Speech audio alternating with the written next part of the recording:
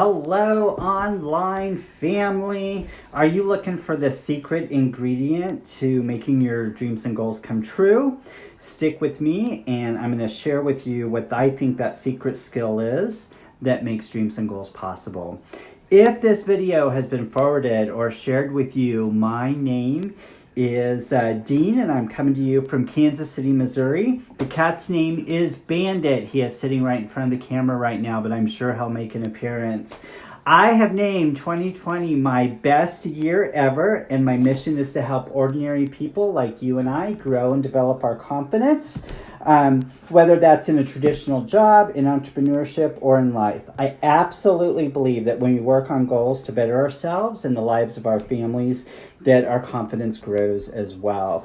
So one Saturday, as I think most of you know, most of you know that I'm a writer. I have 4 fiction books, and again, hope to publish 2 nonfiction books this year. But one Saturday, after I had posted my word count for the day, a coworker commented, "Well, is that all? But you still have, 8 hours left to go." And although her comment was well-intentioned and teasing in nature, it's indicative of individuals who don't understand the process.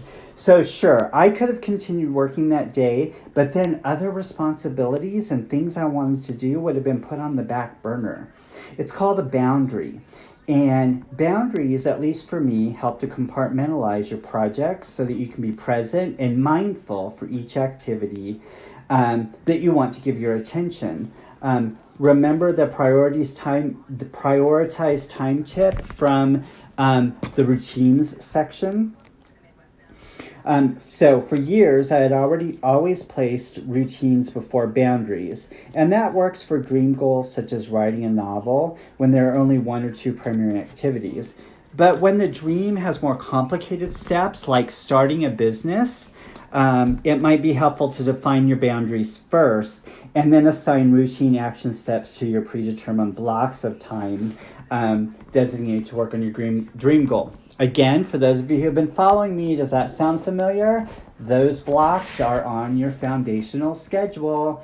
Absolutely. So during the writing process, it made a lot more sense at the time for me to develop those routines first and then define the boundaries around my time to advance that goal and dream of being a published author. So another tip about boundaries is sometimes the boundary you need to set is only temporary.